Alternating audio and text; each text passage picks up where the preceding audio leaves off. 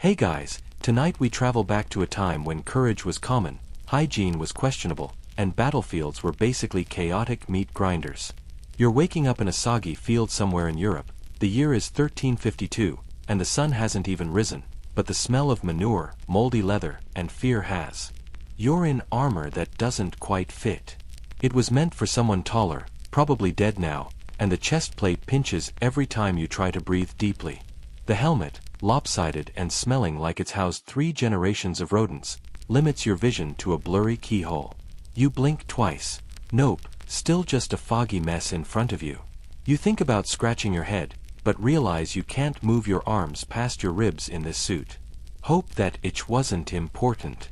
So before you get comfortable, take a moment to like the video and subscribe, but only if you genuinely enjoy what I do here. And hey, drop your location and local time in the comments. I love seeing where you all tune in from. Now, dim the lights, maybe turn on a fan for that soft background hum, and let's ease into tonight's journey together. Your captain, who smells suspiciously of onions and anxiety, shouts something incomprehensible. You nod like you understood. Everyone else does too, which is comforting and terrifying. Either they all heard it clearly, or they're just as clueless as you are. You try to shift your feet, but the mud has taken a personal interest in your boots. The leather's soaked through. You're pretty sure the last guy who wore them is still in there, spiritually speaking. Insects buzz nearby. Somewhere to your left, a man coughs, deep and rattling, like his lungs are trying to escape. And here's the kicker, you've been conscripted. You didn't choose to be here. One moment you were shearing sheep, and the next, you were handed a spear taller than your house and told, "Good luck." Historians still argue whether conscription was always legally enforced or if, sometimes, it was just a particularly aggressive invitation. Either way, refusing meant losing a hand, or a head, so here you are. The morning mist rolls in like a ghostly audience. You can't see 10 feet in front of you, but you hear the rustle of thousands of men adjusting weapons, clearing throats, mumbling prayers. A few hum under their breath. One guy's singing. In falsetto. It's Greensleeves. You're not sure if he's brave or broken. And here's a fun fact. The average medieval soldier had a life expectancy of maybe 15 minutes once the fighting started. That's not an official stat, it's just what the vibes say. You check your gear, a rusty helmet, a dented breastplate, a wooden shield that looks more like a serving tray, and a spear with a crooked tip. You feel confident you're not making it past breakfast. Someone next to you offers a strip of dried meat. It's unidentifiable. Might be pork. Might be boot. You eat it anyway, because hunger trumps caution. It tastes like despair with a hint of rosemary. You think about running. Not out of cowardice, but because your left sock has bunched up under your heel and it's driving you insane. But you know if you turn now, you'll be either flogged or mocked, or both. Probably by a guy missing 3 fingers and still somehow managing to look smug. The ground is wet with last night's rain. Not soft, slippery, treacherous. You imagine the first steps of battle will be less of a charge and more of a chaotic shuffle, like a stampede of half-drunk goats. Someone behind you burps loudly. Someone else prays louder. And you just try to breathe. The air is thick with anticipation and something vaguely sulphurous. You suspect the latrine trench is upwind. Again.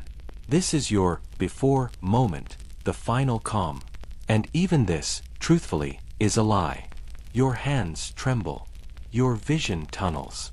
Your ears catch strange snippets of conversations. One man talking to his sword like it's his wife, another complaining about the lack of pickled onions in the supply cart. Quirky tidbit time. Some medieval warriors believed certain colors of clothing or ribbon brought luck. You spot a guy nearby with an entire goose feather tied around his waist. No armor. Just feathers. You sincerely hope he's onto something.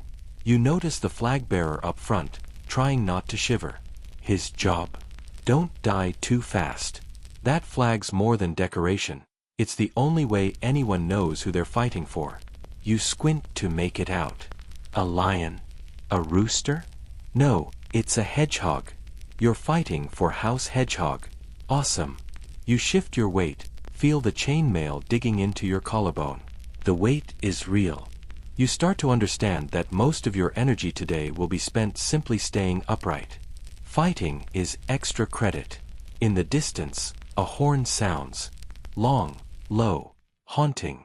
It doesn't say, glory. It says, get ready to ruin your whole week. No turning back now. You grip your spear tighter. It creaks. That's not comforting. A captain walks past, inspecting the line.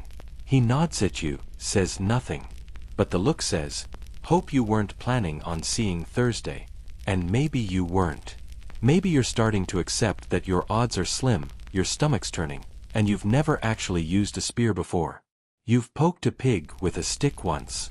That's the extent of your martial arts training. But for better or worse, you're part of something ancient, brutal, and unforgiving. The machinery of war. The meat grinder of history. And you're one more name, likely forgotten, etched into this mud-soaked madness. Still, you stand there. Because what else can you do? You start your day with the sharp realization that there is no breakfast. None. Not even a stale crust of bread or a suspicious hunk of cheese. Your stomach groans like an old church door, but all you get is the metallic tang of fear and the occasional whiff of whatever's rotting in the supply cart. You're up before the sun, like some kind of tragic rooster. The camp is already stirring, a chorus of coughs, groans, armor clanks, and muttered regrets. Somewhere nearby, someone is dry heaving. Possibly nerves. Possibly last night's rabbit stew, which, let's be honest, might have actually been squirrel. Or pigeon.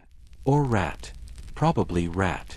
You shuffle toward the edge of camp to relieve yourself, and immediately regret the decision. The latrine trench is less organized waste disposal, and more open-air horror story. You try to balance over the muck, but your boot slips. Congratulations, you've started your day with a very personal connection to medieval sanitation. Historians still argue whether the average soldier had any real concept of hygiene or if they just treated dysentery like an annoying coworker. Always around, always unpleasant, but somehow just part of the job. You rinse your hands in a puddle that might contain more bacteria than water. But it's wet, and that's the best you can ask for. Your fellow soldiers begin to line up for the day's first roll call. It's less of a who's present, and more of a who hasn't died overnight. One guy is missing. Nobody seems surprised. His name wasn't even memorable. Toothless something. Maybe Toothless Greg. Or was it Toothless not Greg? Doesn't matter. Your stomach growls again. The man next to you offers a strip of jerky he's been storing in his boot. You decline, politely but firmly. He shrugs and eats it himself, chewing with the slow satisfaction of a man who has given up on standards. You think about food. Real food. Not the rationed, bug-laced scraps you've been enduring for weeks. Bread with actual yeast. Cheese that doesn't smell like betrayal. A roasted chicken, crisp and golden. You nearly cry. Instead, you settle for licking the condensation off your helmet rim. Hydration is hydration. The day's orders arrive in the form of shouted commands that echo across the field like angry geese. You catch half of it, something about formations, flanking, and don't die too fast. The rest is drowned out by the guy next to you trying to dislodge a rock from his boot using interpretive dance. You're handed a shield that looks like it lost a fight with a wagon wheel. It's splintered, warped, and smells faintly of vinegar. You nod like you're honored. The captain pats you on the shoulder and says, "First line." You don't know what that means. Actually, you do. You just don't want to believe it. The first line of any medieval army was not the glamorous place to be. Historians agree on this point with bone-chilling clarity. You're the sponge. The welcome mat. The unfortunate soul who meets the enemy's weapons first, and, statistically, least successfully. You try to psych yourself up. You whisper something motivational. I am the shield of the people. Or maybe, I am definitely going to regret this. Hard to say which. Then you hear it. The distant roll of drums. The enemy is marching. A sound like thunder, but more deliberate. Hundreds, maybe thousands, of boots stomping the ground in rhythm, like death itself has impeccable timing. You try to swallow, but your throat's gone dry. You think about running again. But where would you go? This isn't a video game. There's no respawn point, no pause menu. Just mud, misery, and men with axes. Quirky historical detail for you. Some soldiers carried charms sewn into their tunics, tiny religious tokens or bits of hair from a loved one. Yours is a button from your mother's coat. You rub it now like it's going to summon divine intervention. Spoiler, it won't. Your commander rides down the line, giving the usual speech. Fight with honor. Fight with courage. Fight for glory. You notice his armor is polished, gleaming, custom-fitted. You also notice he's very much not in the front row with you. The drums grow louder. You see flags waving across the valley. Bold colors, crests, things you don't recognize. But the men beneath them are real, and they are coming. A man to your left starts crying. Not sobbing, just quiet, persistent tears rolling down his cheeks like he's already halfway gone. You think about patting his shoulder, but can't move your arm that far in the armor. So instead, you grunt supportively. It feels like a moment. Suddenly, horns sound. Yours, not theirs. The signal to advance. You start walking. Slowly. Each step is a gamble. Mud sucking at your boots, armor shifting awkwardly, shield dragging slightly because your arm is tired already. You crest a small hill, and that's when you see them, your enemies. A line of grim, unfamiliar faces under mismatched helmets, some with feathers, some with spikes, one guy with what looks like a deer skull strapped to his head. Okay, points for style. Your body screams for you to stop. To lie down. To become a rock or a bush or a slightly damp log. But your legs keep moving because everyone else is moving. You can hear your heartbeat now. Or maybe it's the footsteps of fate, charging right at you. You remember your training, or what passed for training. Pointy end goes forward. That was basically it. You grip your spear, realize your palms are sweating so badly it might slip. And just like that, the two lines are nearly upon each other. You think of one final prayer, but can't remember any. So you mutter, please don't let me poop myself. Too late to back out now. The battlefield is hungry. And your breakfast is still missing. There is no dramatic orchestral swell. No slow motion hero charge. The moment it begins, it's just chaos. The two lines collide with a sound that can only be described as a blacksmith's nightmare. Metal slams into metal, into bone, into the ground, and into your last remaining thread of composure. Your spear catches something, or someone. It jerks in your grip, and you lose hold of it almost immediately. One moment you're a warrior with a purpose, the next you're just a guy holding a stick and blinking like an owl. You're shoved from behind. You stumble forward.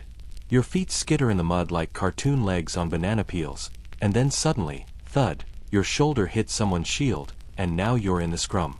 No formation. No order. Just men swinging wildly, screaming into each other's faces, and occasionally apologizing when they miss and hit their friends instead. Your shield, if it can still be called that, is already cracked in two places. You hold it up anyway, praying it stops something, anything. It doesn't. A mace slams against your left arm, not hard enough to break it, but hard enough to make you forget your name for a second. You retaliate by yelling something unintelligible and swinging your broken spear like a club. It makes contact. You hope it was an enemy. Historians still argue whether the average medieval soldier actually fought, or just survived through instinct and sheer panic. Judging by your current strategy of flailing and ducking, you're firmly in the instinct and panic camp. The mud is getting worse. It's everywhere. Your boots, your gloves, your ears. You taste it. It's somehow gritty and slimy at the same time. Someone falls near you with a splash that smells of things best left undescribed. You push forward because you have to, because there's no going back, because a retreat means being trampled by your own side. Then a horse rears nearby. Massive, loud, terrifying. It nearly kicks your head off, and you drop to one knee. From down here, the battlefield looks even more nightmarish. Legs everywhere, armor clashing, blood pooling, and arrows falling from the sky like judgment. One whistles past your ear. You don't even hear the bowstring. Just the air tearing beside you. The next one sticks into the ground a few inches from your hand. You decide not to move for a moment. The mud is gross, but at least it's not lethal. A soldier grabs your shoulder, yells something unintelligible, and pulls you up. He's missing part of his helmet and has what looks like a chicken feather stuck in his beard. You nod gratefully, swing your broken spear again, and continue the world's ugliest waltz of violence. Open scholarly debate moment. Some experts still question whether battlefield noise overwhelmed communication to the point that soldiers were essentially fighting blind. Judging by how no one seems to know what anyone else is doing, the answer is probably yes. Suddenly, something smashes into your back. You're face down in the mud again, gasping, dazed. You taste iron and dirt and something that might have once been grass. You roll over, expecting a sword in your face. Instead, you see a lad maybe 16 years old, looking just as scared as you. He raises a dagger, you raise your shield, and time slows for a heartbeat. Then someone else barrels into him from behind, knocking him out of sight. You scramble to your feet. Your knees are jelly. Your breath is fire. Your thoughts drift in strange directions. You think about your village. Your dog. That weird lump in your mattress. Anything but this moment, because your brain is trying to keep you sane. Then there's the screaming. So much screaming. Not dramatic movie screams. Just horrible, guttural, animal sounds. Pain, rage, fear. You add your own to the mix, not because you're hurt, but because screaming seems to help you not fall apart. Quirky tidbit, it said some knights would psych themselves up by roaring like lions before battle. You try it now. It comes out more like a sick cat. Close enough. Somewhere to your left, a man slips and falls, his sword skidding out of reach. You help him up instinctively, and he thanks you in a language you don't understand. Then he's gone, pulled into the melee. You see a man trip over a severed arm. Not a leg. An arm. He curses, hops back up, and keeps fighting. You try not to think about the original owner. Someone grabs your wrist, too tight, and you spin around, ready to strike. It's one of your own, his nose broken, blood gushing, eyes wide with the purest fear you've ever seen. You both just stare at each other, frozen, connected for a split second in shared helplessness. Then he stumbles away. You don't see him again. Every few seconds, you duck without thinking. Arrows, fists, thrown rocks, who knows what's flying. One glances off your helmet and makes your ears ring like church bells. The earth vibrates beneath you. Not metaphorically. Literally. The charge of cavalry. You hear it first, pounding hooves like thunder approaching. Then you see them cresting a nearby ridge. Dozens of horses, armored riders, lances gleaming. You mutter something very unheroic. Possibly a squeal. You don't remember. The horses don't aim for you, but they don't exactly miss you either. One gallops past within inches, the wind of its passage knocking you sideways. And then, just like that, the rhythm shifts. The enemy is pulling back. Confusion ripples through the line. Is this a retreat? A feint? Are you winning? You don't feel like you're winning. You feel like a trampled sandwich. But you stay upright, eyes scanning, waiting for the next wave. Mud in your boots. Blood on your face. Breath like razors in your chest. But you're still here. Barely. You don't remember sitting down, but here you are, planted in the mud like a very tired, very confused tree. Your chest heaves. Your arms shake. Somewhere nearby, someone is loudly vomiting. You briefly consider joining them, just to feel included. The battle has paused. Not ended. Just taken a breath. Like the world itself needed a moment to collect its shattered teeth. You glance around, half expecting the ground to start moving again. but for now it's just the occasional twitching body, the distant moan of pain, and the frantic rustling of medics, or whatever counts as medics in this century. A man walks past you with a gash across his forehead. Blood is pouring down his face, but he's holding a chunk of bread in one hand, munching like he's at a picnic. You wonder if he's shockproof or just totally detached from reality. You reach for your canteen, then remember you traded it 2 days ago for a dry pair of socks.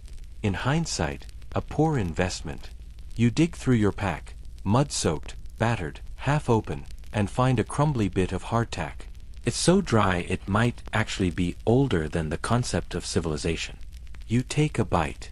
You regret it. Your teeth hurt. Your soul hurts. But hey, calories. Nearby, an argument erupts over who gets to loot a fallen enemy. One guy claims the boots, another insists the dagger's his because he saw it first. You watch in disbelief as they nearly come to blows over the gear of someone who is very much still groaning. Historians still argue whether soldiers in the heat of battle paused to loot or waited until after the fight. Judging by what's happening right now, the answer seems to be, yes, both. Depends on the weather and the mood. You try to stand, and your knees audibly object. You're covered in filth, some of it yours, some of it questionable. Your armor is bent, dented, and weighs about 10,000 pounds more than it did this morning. You shuffle to the edge of the field, where wounded men are being dragged by their slightly less wounded friends. It's a symphony of groans, curses, prayers, and that one guy who won't stop singing a hymn off-key. A camp surgeon approaches, a man who looks like he's lost more battles than he's won, including with his own hairline. He carries a bone saw in one hand and a flask in the other. You back away slowly. He doesn't notice. He's busy trying to amputate someone's arm while humming. You realize you'd rather keep your limbs, even if they're cracked and muddy. You sit on a log and remove your helmet. Big mistake. The cool air touches your scalp, and now your head feels like it weighs more than a horse. The temptation to lie down and never get up again is dangerously strong. Then you hear it. Trumpets.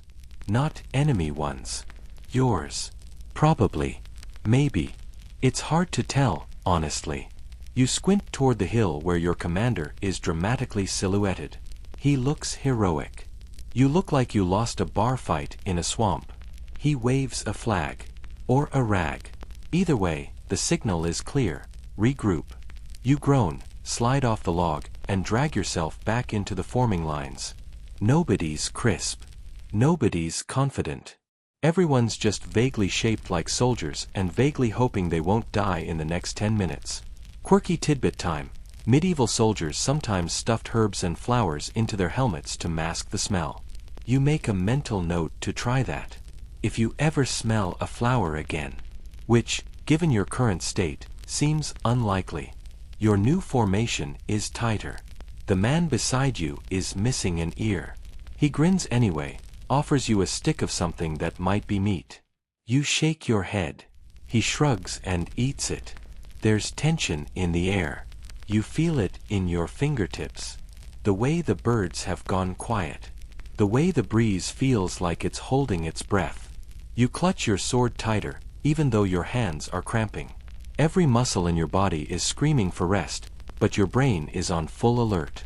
You keep scanning the horizon, waiting for the other boot to drop, literally. And then it does. The enemy returns. Not in a disorganized rush this time, but in a proper, ugly wedge formation. Shields up, weapons out, marching with the precision of people who want you very specifically to stop existing. The man to your left whispers, "Oh no." The man to your right says something in Latin that sounds like a confession. You just tighten your grip and pray you don't drop your weapon like you did last time. Historians still debate whether soldiers truly understood the formations they were placed into, or if they were simply herded like sheep and hoped for the best. Based on the confusion around you, herded like sheep feels about right. You brace yourself. You count to 10. You wish you were literally anywhere else. You scream something that's meant to be warlike but comes out like a startled goat. The second wave hits with even more violence than the first. It's faster, meaner, sharper. like they've learned your weaknesses and intend to exploit them all at once. Your shield splinters. Again. You swing wildly. Again. You duck instinctively, and this time, it actually saves your life. A blade slices through the air just where your neck used to be. Someone behind you trips, taking 3 others with him. You're nearly pulled down in the domino effect but somehow stay upright, though now your left boot is gone. You stomp, you shove, you grunt, you gasp. This isn't battle. It's a blender made of iron and screaming. You don't see faces anymore, just flashes of metal, bursts of blood, silhouettes of men who may or may not survive the next few seconds. You cry out again. You don't even know what you're saying. It's just noise. And somewhere, under all that noise, is the faintest whisper of doubt. Why did I sign up for this again? You're no longer fighting. You're enduring. Your arms are noodles. Your legs are pudding. Your soul is missing, possibly. Left it somewhere back there in the muck with your dignity and your left boot. And still, it continues. Blades clink and clash all around, and you realize something terrifying. You can't tell who's winning. There are no glowing health bars, no victory music. Just men swinging and falling, grunting and crying, until one side is slightly less dead than the other. Someone slams into your side. You stagger, spin, and swing, connecting with something soft. A thud. A grunt. You don't look back. You've stopped checking who you hit.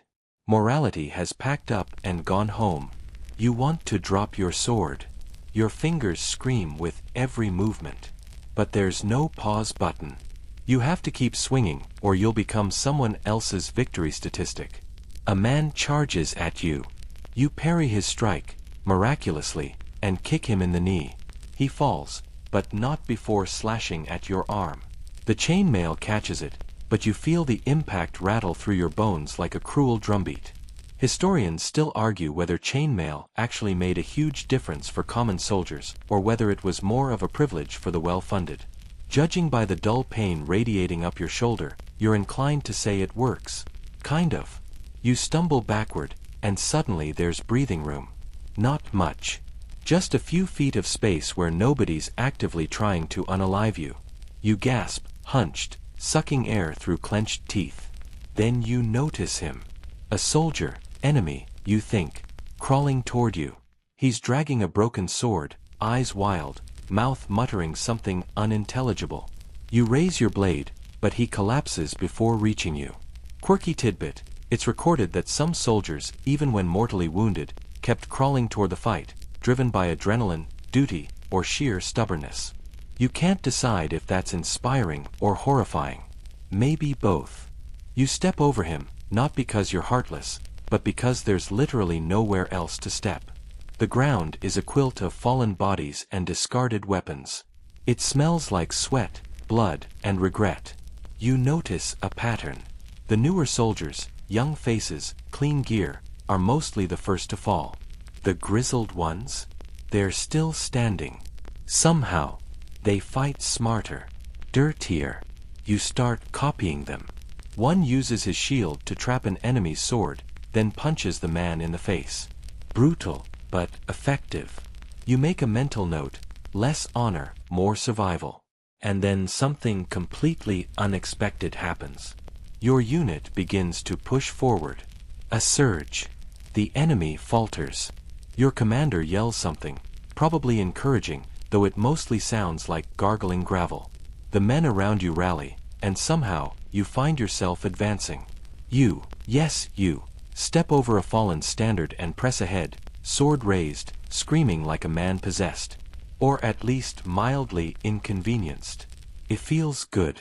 Almost heroic. Until you slip. Again. This time it's on a helmet. Just a whole helmet. No head in it, thankfully, but still. You tumble, drop your weapon, and land hard. Now you're lying flat on your back, staring at the sky, wondering if that cloud looks like a sheep or if you're hallucinating. Above you, chaos continues. Nobody helps you up. They're too busy not dying. You roll over and crawl toward your sword. A boot lands near your face. Then, another.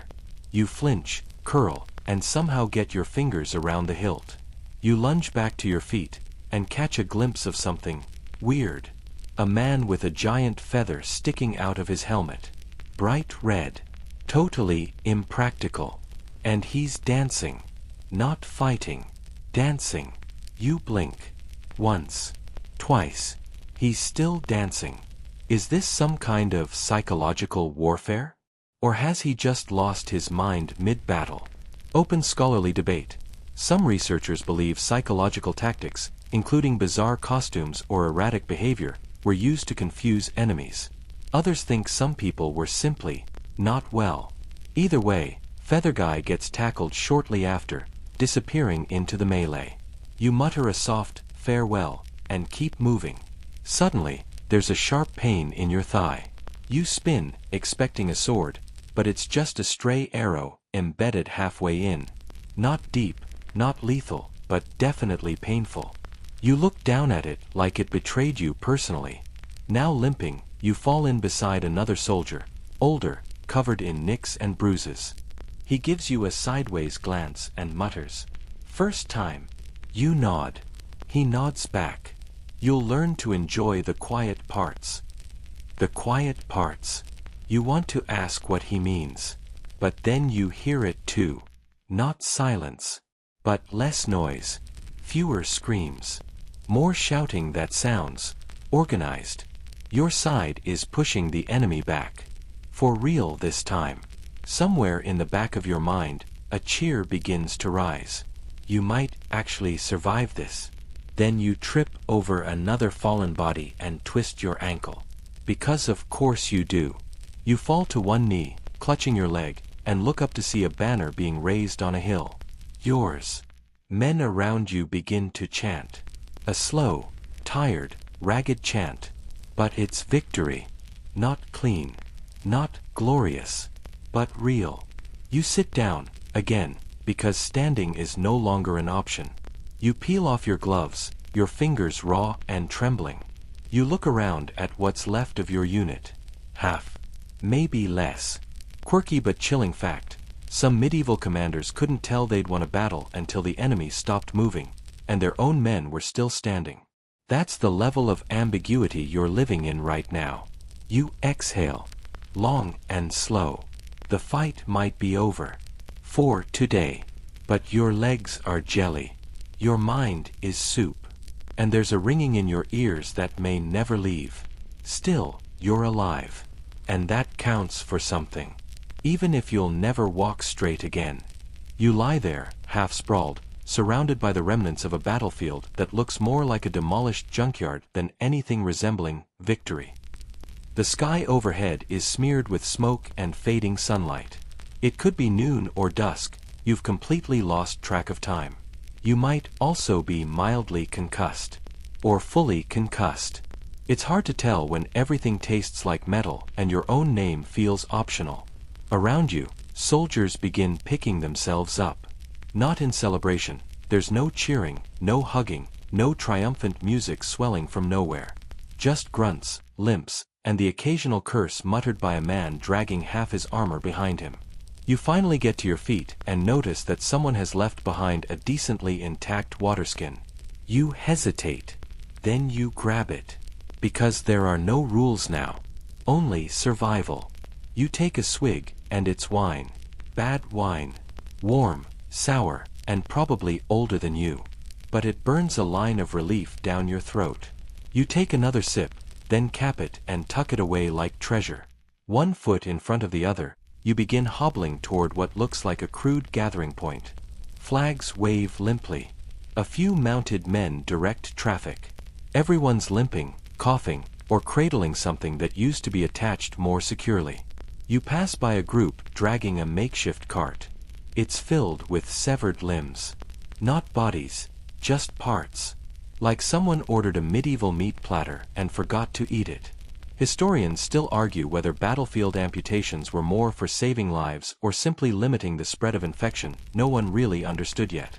Judging by the cart, it seems like amputation was as common as changing socks. You feel something squish underfoot and refuse to look down. Some things are better left unexplored. Then a smell hits you. Not just rot. Something more. Cooked. You glance left and see a fire pit. A man is roasting something skewered on a sword. You squint. Is that a rabbit? A rat? Some ambiguous mammal? You don't care. Your stomach growls like a war drum. Someone offers you a bite. You take it. It's chewy, smoky, slightly fur-covered. You don't ask questions. And just like that, the battlefield starts transforming into a bizarre kind of village. Wounded men find scraps of shelter behind overturned wagons. Horses are tended to, those that haven't fled or dropped dead. Someone's even strumming a lute, because apparently, there's always a guy with a lute. Quirky tidbit. In some accounts, musicians were embedded in military camps to keep morale up between skirmishes. If you're wondering how anyone had the energy for music after nearly dying, the answer is simple. Distraction is its own kind of medicine. You sit on a half-shattered barrel and inspect your foot. The boot is gone, the sock is shredded, and your toes are still there. Mostly. You're not thrilled about the smell. A grizzled man next to you starts plucking arrows from his leg like he's picking daisies. You try not to watch, but the sound is like someone uncorking wine bottles, wet and squelchy. I've had worse, he mutters. You want to ask what worse looks like, but decide you'd rather sleep tonight. Nearby, a priest walks among the wounded, muttering blessings and splashing water. Some men reach for his hand. Others wave him away like mosquitoes.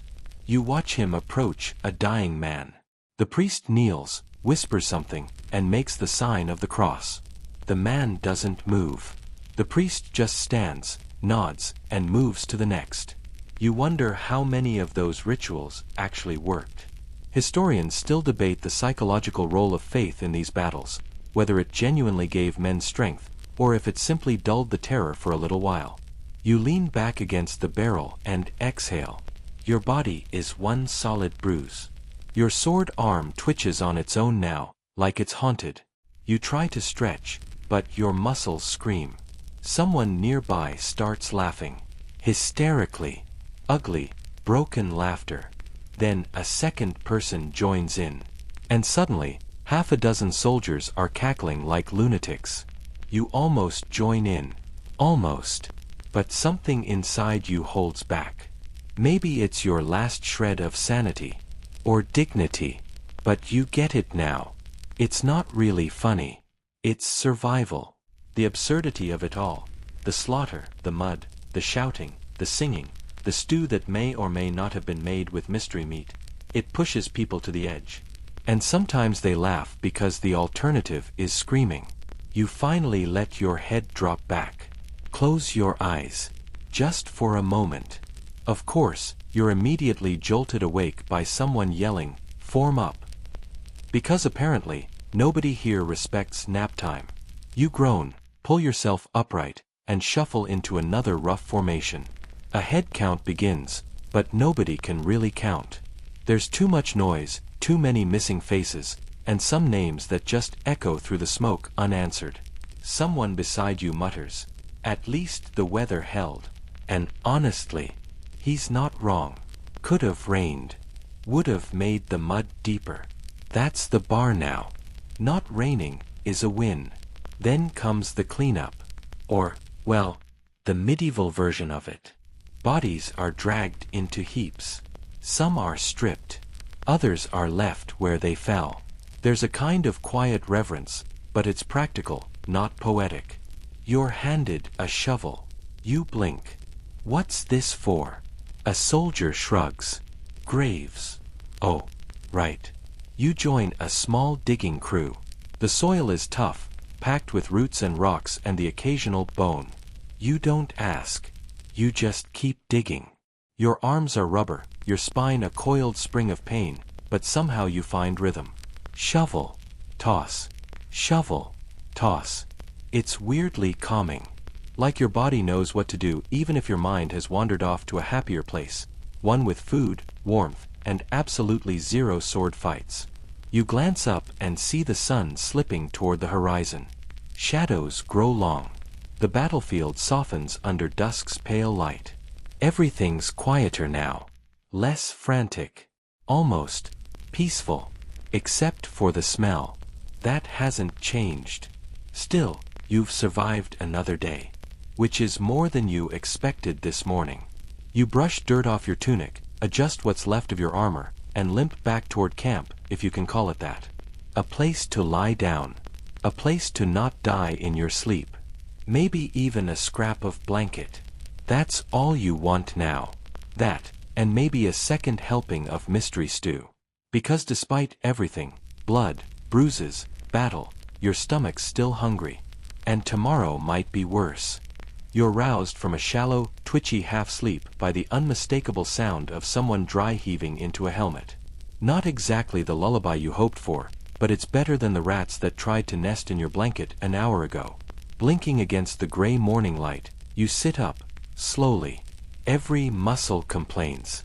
Your back feels like it's been folded in half and reassembled incorrectly. Your neck cracks like dry twigs as you twist your head. This is the aftermath. Not just of battle, but of existing in a world that treats your body like a disposable asset. Your hands are caked with grime, your breath smells like boiled onions and blood, and your nose might be permanently broken. Welcome to medieval recovery. The camp around you looks like a half-finished refugee shelter. Makeshift tents lean against snapped trees. Smoke from half-dead fires drifts lazily into the morning mist. Somewhere, someone is snoring with total abandon. You're a little jealous. You limp toward what passes for a medical station, a few mats on the ground and a man who looks like he's stitched people up with horsehair. He's sharpening a blade and humming. That's not comforting. He waves you over with blood-streaked fingers. You sit. He pokes at your side. Not bad, he mutters, and without warning, slaps a wad of something that smells like vinegar and old cabbage onto your bruised ribs. You wince. Fun fact, battlefield medicine in the Middle Ages was mostly a combination of guesswork, herbs, and strong liquor. Historians still argue whether some treatments were even remotely effective or just elaborate ways to pass time until death. Drink, he says, handing you a flask. You take a swig. It's some kind of distilled torment. You cough. He laughs. That's the spirit, he nods, already moving on to a man with half an ear. You rise, slightly more upright than before, and wander toward the supply wagon. If you're lucky, you might snag bread that isn't entirely mold. If you're very lucky, someone might have stolen salt. The quartermaster eyes you like you're about to take more than your share. You probably are. He hands you a chunk of something that could be bread, could be hardened fat. You chew it anyway. Then you hear the word. The word that changes the air in the camp. Reinforcements. Some say it with hope. Others with dread. A few just grunt. You look to the treeline. And sure enough, there they come. New faces. Shiny armor. Clean faces. Fresh horses. They ride in like a mirage. You try not to hate them. One of them, blonde, handsome, probably smells like soap, jumps down and stretches like this is a vacation. You hear someone mutter, "Give it 3 days." Quirky detail. New recruits were often full of idealism. Some even brought personal banners and family crests, thinking war would be some noble adventure. Most of those banners ended up as bandages or kindling. You're grouped with a few veterans and tasked with briefing the fresh meat. You shuffle over, coughing up half your lung, and the new guy grins at you. "Ready to fight, brother." He beams. You stare at him for a moment. Then say, "You have any idea how long it takes to get blood out of chainmail?" He blinks. Not the welcome he expected. You go through the basics. Don't eat anything someone gives you without asking what it is first. Don't trust a sword unless you've checked it for cracks. Don't sleep near the latrines unless you want to be trampled at 3 a.m. And never, ever assume the fight is over just because someone rang a bell. He nods, wide-eyed. Then you take him to the edge of the camp, where the real lesson waits. A pile of corpses. Not covered, not buried. Just there. buzzing with flies, stiff in awkward poses, some still clutching weapons. You see them. You say quietly, "That's where jokes about glory go to die." He doesn't speak, just swallows. Loudly. You pat his shoulder. "You'll be fine. Probably." As you walk away, you feel the weight in your chest shift. Not just from pain, but from the sick understanding that this is normal now. You pass a group of soldiers drawing lots. One has a broken leg. Another's missing a few fingers. They're laughing while betting on how long they'll last. It's not cruel. It's survival. Humor becomes currency out here. A way to delay the fear. Later, you spot a knight without his armor, sitting on a stump, staring into nothing. His shield lies cracked at his feet. He doesn't move when you sit beside him. You both just exist. Together. The silence isn't empty. It's full of everything that can't be said. You ask, eventually, "First time?" He nods once. "Thought I was ready," he says softly. You stare ahead. We all do. Historians still debate how much PTSD, or battle fatigue, as some sources later called it, truly plagued medieval fighters. There wasn't language for it then. Only shaking hands, hollow eyes, and nightmares. You stand, stretch what's left of your spine, and head back to your sleeping roll. You've been patched, fed, and vaguely rested. And the worst part? You're starting to get used to this. You wake up to the smell of something burning, and for once, it's not flesh. It's leather. Someone left a saddlebag too close to the fire, and now the whole camp smells like toasted boot. You sit up, cough once, cough again just for drama, and rub your eyes with a hand that's still crusty with yesterday's dirt. You're not sure what day it actually is, only that the sun's up, your body still functions, barely, and nobody stabbed you in your sleep. We're counting wins today. The camp is in motion again.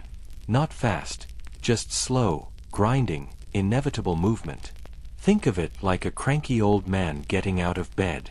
There's groaning, creaking, a lot of muttered complaints, and eventually, forward momentum. Someone hands you a spear. You don't ask why. You just take it. That's the rhythm of things now. Eat what's handed to you, wear what isn't nailed down, and pretend your bones aren't quietly disintegrating from the inside out. Today, word is spreading, a siege is coming. Now, don't get excited. This isn't the Hollywood version with trebuchets launching flaming boulders while epic chants echo in the background. This is going to be slow, dirty, and stupidly dangerous.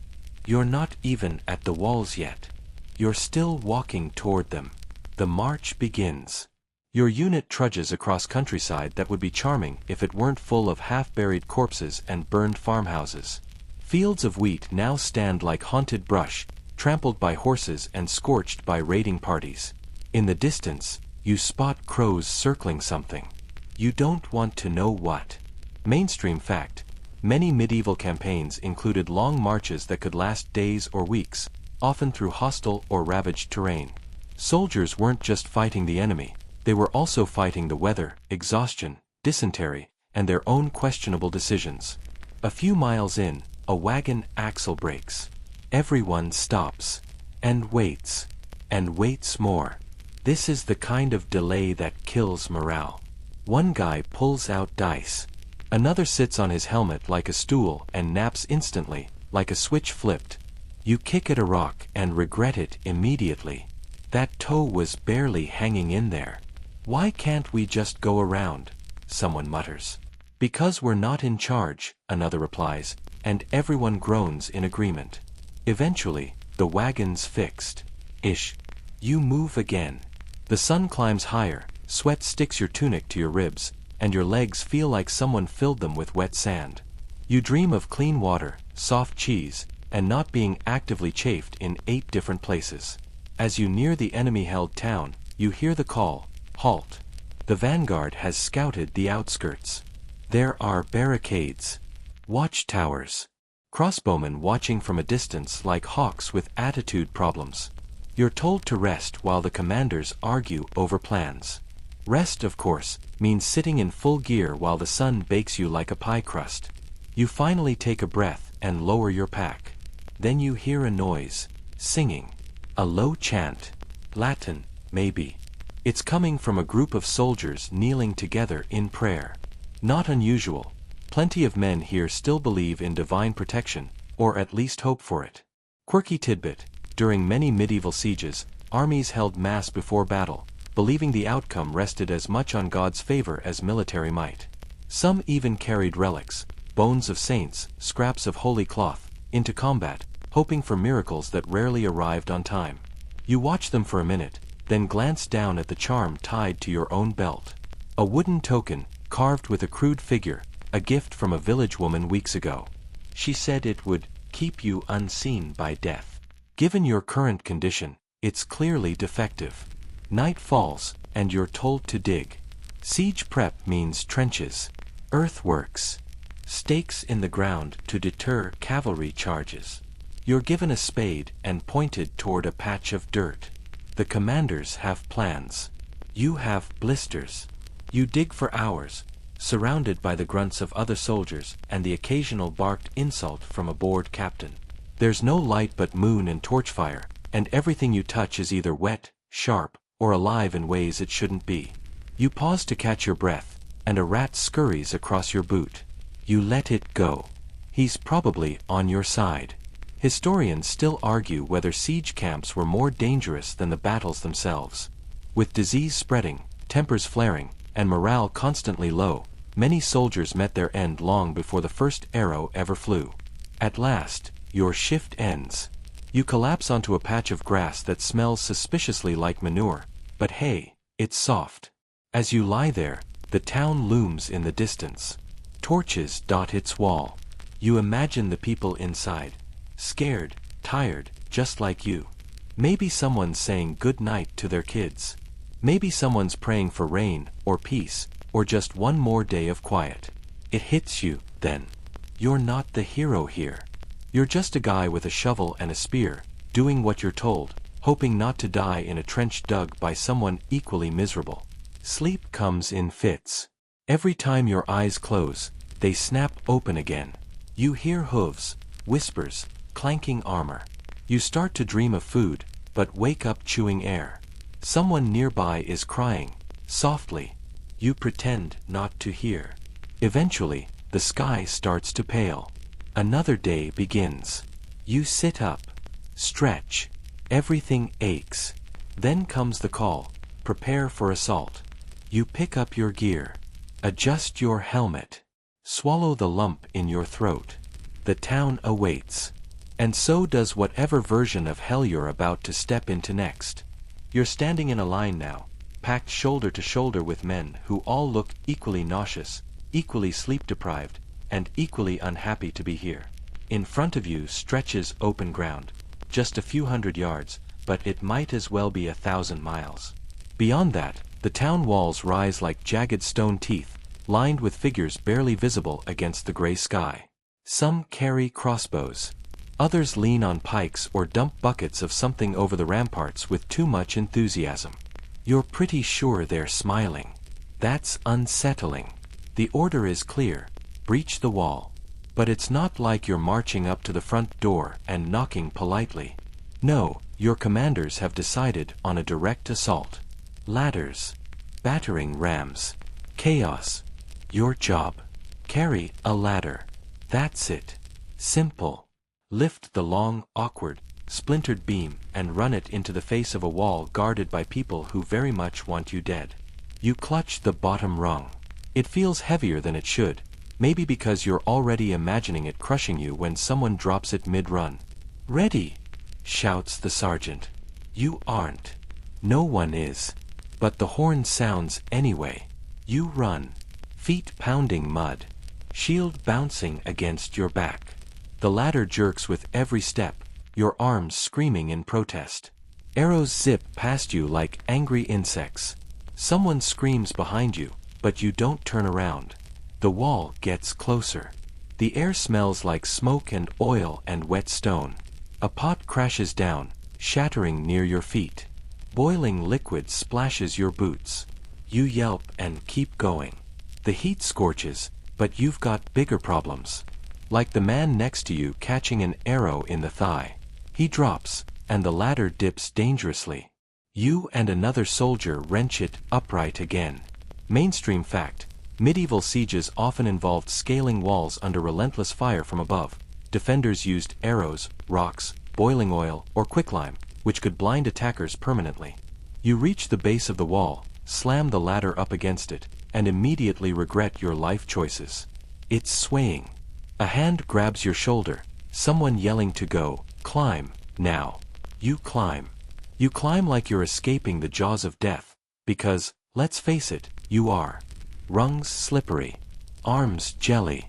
You feel the entire ladder shudder as someone beneath you takes a hit. You look down for one terrifying second and wish you hadn't. Then a bucket of something. Oil? Dung. Soup. Who knows? Dumps from above, hitting the guy 3 rungs up. He slips. Falls. Screams all the way down. You freeze. And you'd stay frozen if not for the voice above. Keep moving or I'll stab you myself. It's oddly motivational.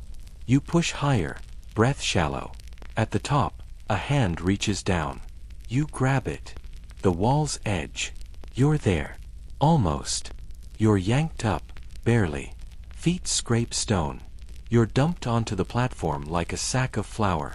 You roll, cough, and immediately raise your shield just as a mace crashes down where your face used to be. Battle. Again. But this is different. Narrow space. Nowhere to run. Enemies lunging from all directions. You block, jab, duck, swipe. Someone falls beside you, friend or foe, you don't even know. You step over them and lunge. Quirky tidbit: some defenders reportedly used beehives as weapons, flinging them at attackers trying to scale the walls. Bee warfare, surprisingly effective and deeply annoying. You don't see bees, thankfully, but someone does toss a chamber pot your way. You sidestep with all the grace of a drunken goat. Then it happens. You get hit. Not stabbed, not yet. But bashed, right across the helmet. Your ears ring. Vision narrows. You fall to one knee and immediately raise your shield, purely by instinct. You're pressed back. Teetering. Someone shouts. A horn blasts again. Then, retreat. You don't question it. You stumble back down the ladder, which now feels twice as deadly in reverse. You hit the ground with a thud. A man lands beside you and doesn't get up. You crawl, then walk, then run. The assault failed. Historians still debate the effectiveness of ladder charges. Some accounts describe miraculous breaches, others read like suicide missions doomed from the start. Your version feels closer to the second. Back at camp, there's silence. No cheers. No blame, either. Just quiet exhaustion. You drop your gear, sit on the ground, and stare at your hands. They're trembling. A fellow soldier offers you a hunk of bread. You take it. Chew slowly. Then laugh. Soft, breathy, and a little hysterical. Almost made it. You whisper. He nods. Almost is still breathing. It's true. And today, that's enough. You lie back, look at the stars. They seem too peaceful. Too distant. Like they've never once watched a man fall off a siege ladder onto a pile of broken dreams. You close your eyes. Try not to think about tomorrow. Try not to dream of walls. But you know you will. Your body wakes up before your mind does. Muscles move before memories return. You're halfway through lacing your boots when it hits you. The wall, the ladder, the noise. The sheer, gut-turning terror of nearly dying for a few feet of stone. The siege has settled into its second, much longer act, the wait. You're not storming anything today. No ladders. No boiling filth. Just the dull rhythm of a siege camp as it drags on, and on, and on. If you thought marching was miserable, welcome to its even more miserable cousin, sitting still while slowly starving. You spend your morning carrying stones. Not throwing them, not building anything impressive, just stacking them. Some engineer wants a better platform for a catapult, and guess who's on rock duty? That's right. You. The ladder guy. You drag rocks the size of sheep heads across the mud. Your fingers blister, your arms ache, and your patience, already thin, frays faster than a pilgrim's bootlace. Mainstream fact: during sieges, engineers and soldiers often constructed elaborate siege engines, towers, battering rams, trebuchets, and many of them required weeks of slow, painstaking labor under constant threat of enemy fire or disease. While some guys are building, others are digging. Trench lines, saps, covered walkways, anything to inch closer to the walls without being turned into a pincushion. You hear tales that the sappers have reached the foundations, that they're preparing to tunnel under the walls and collapse a section, that it's all very clever and brilliant and just a few days away from working. You'll believe it when you see it. Meanwhile, the food situation is changing. Remember when you had bread? That was a golden age. Now it's gruel. And when you say gruel, you're being generous. You're not sure what's in it, but it has the texture of sadness and the color of wet rope. You eat it anyway. There's a rumor someone caught a rat and fried it over a candle. The man who ate it smiled all night. You're a little jealous. Quirky tidbit: in some prolonged medieval sieges, soldiers were known to eat shoe leather, moss, dogs, and even each other. A siege could reduce an army to its most desperate instincts faster than any battle ever could. You're not quite there. But give it a week. One guy starts singing. It's a low, broken sort of tune, something about a lost love, or a ghost, or maybe a pie. Honestly, you're too tired to tell. But the melody catches, and soon half the trench is humming along, as if the rhythm might keep your sanity from unraveling. Then the sickness hits. Not you, not yet, but the man next to you. He's sweating, shaking, can't hold down his gruel, not that anyone blames him.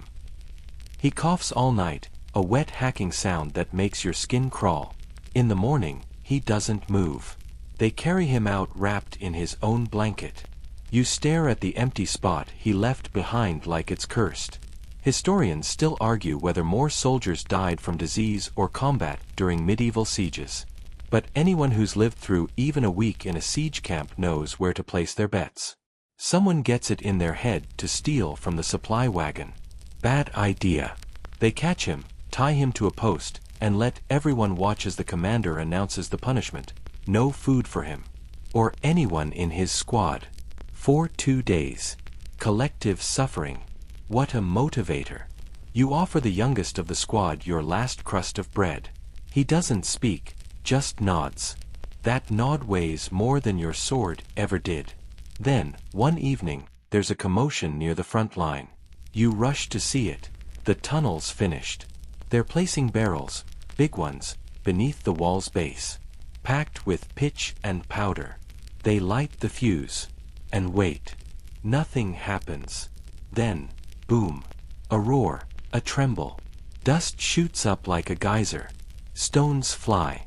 Screaming follows. You sprint forward. Everyone does. This could be it. The breach. And it is. A gaping wound torn into the town wall. Rubble and bodies mix in the crater. A war horn blares, and the assault begins anew. This time, there's no ladder. This time, you run into a hole. Sword raised. Feet pounding. Heart doing its best impression of a battle drum.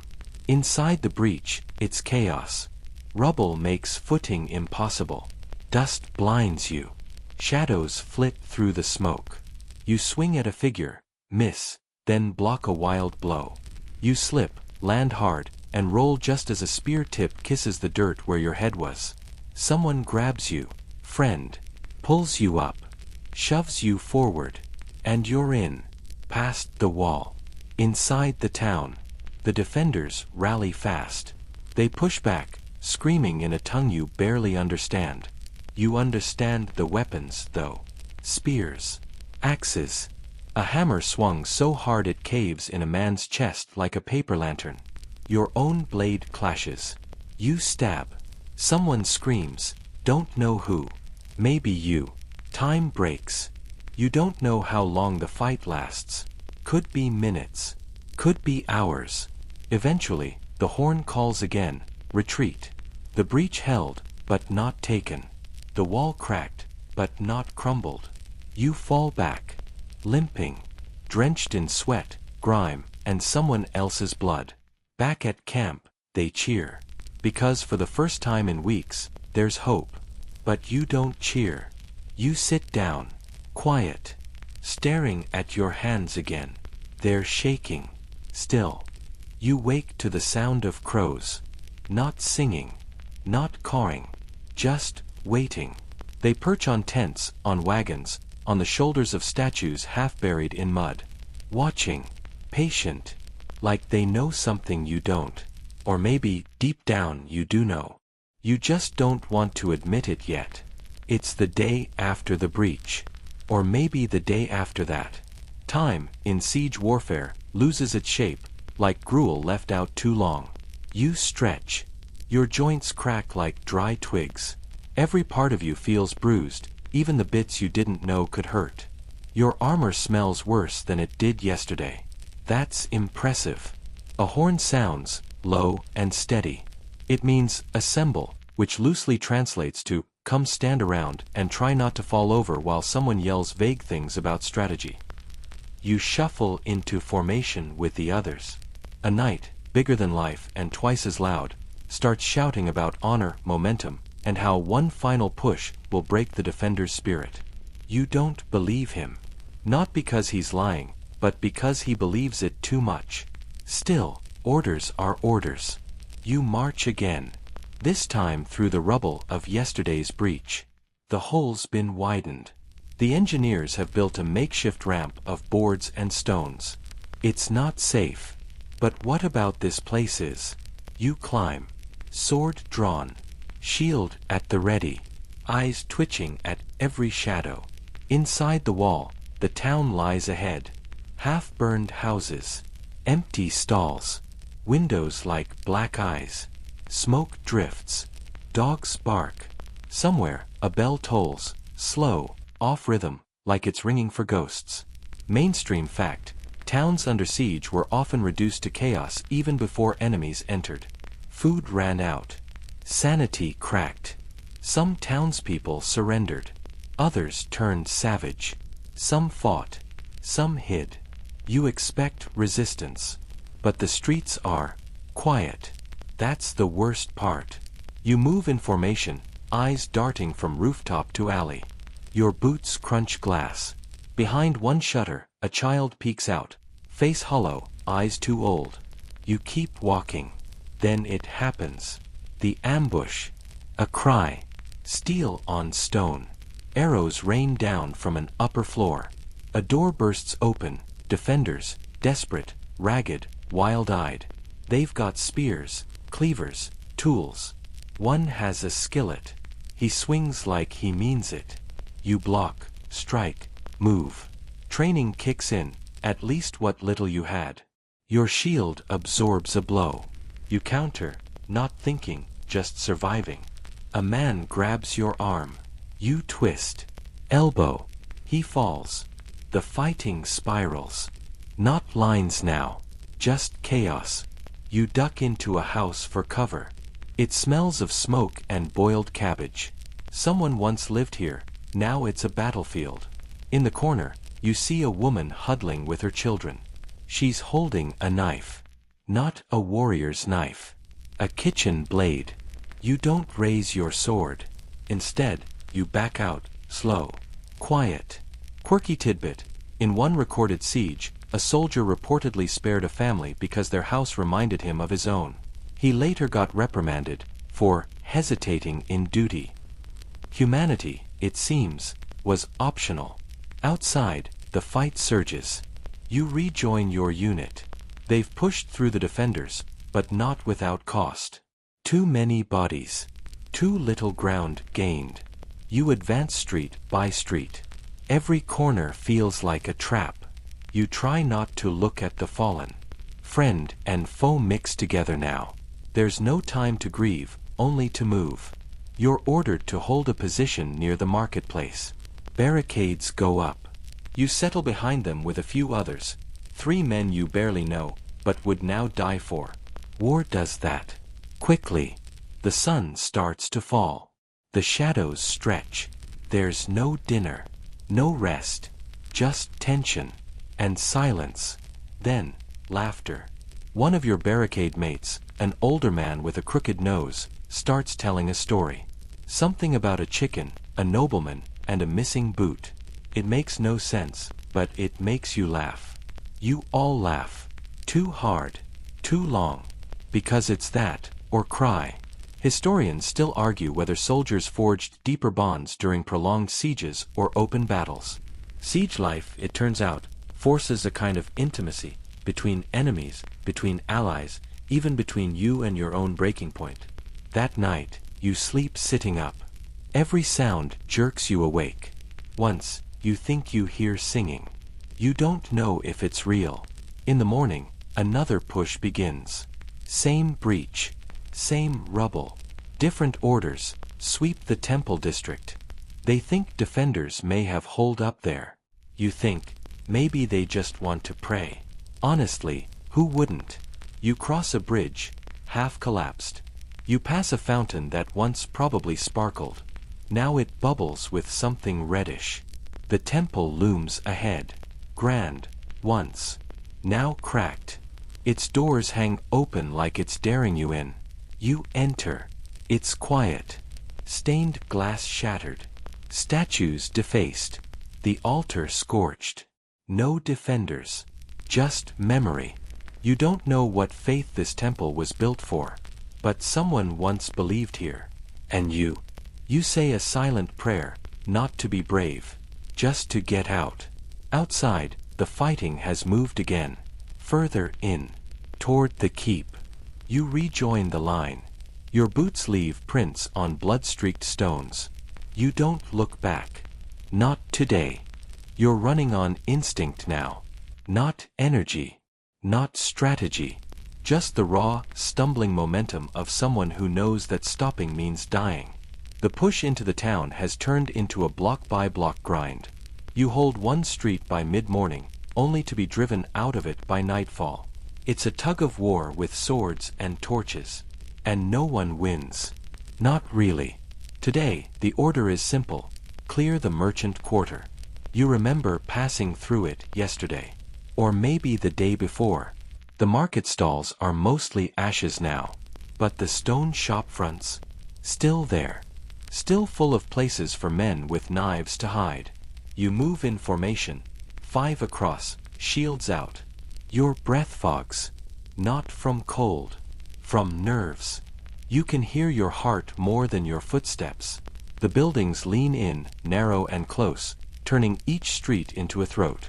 You're walking straight into the mouth. Suddenly, noise. A crash of pottery from the left. You spin, sword raised, but it's just a dog. Skinny. Limping. Probably braver than you. The relief is brief. Because that's when the real ambush starts. Flames erupt from a second-story window. Oil, tossed from above. Someone screams as it catches. Then arrows. Then shouts. Then, everything.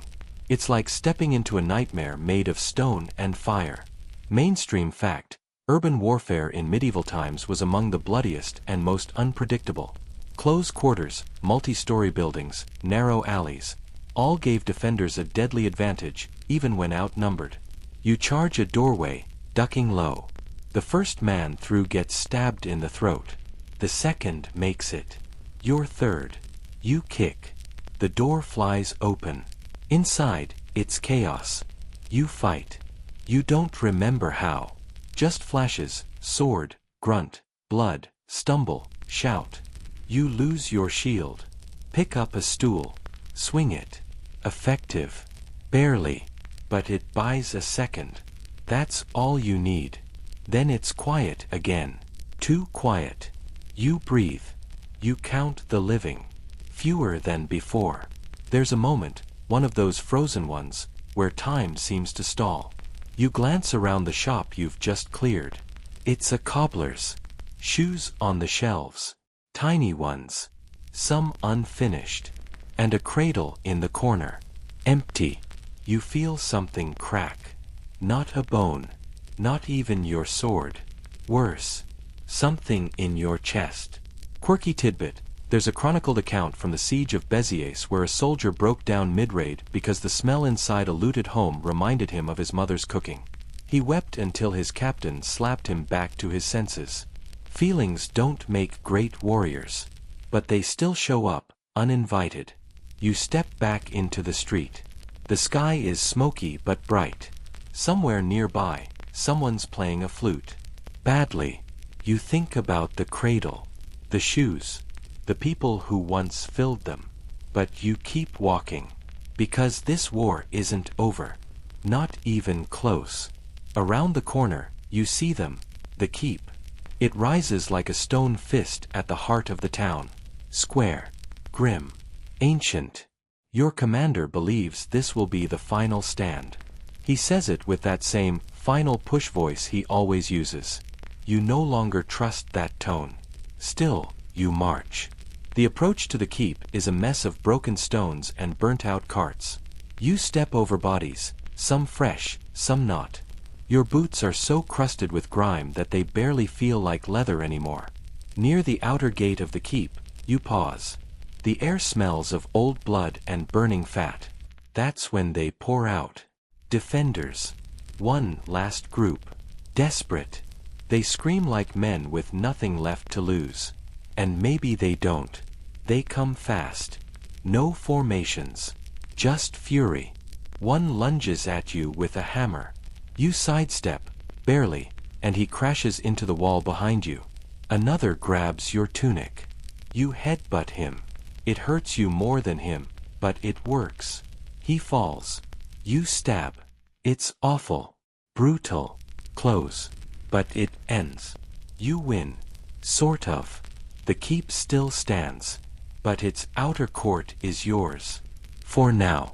You sit against a wall. Hands shaking.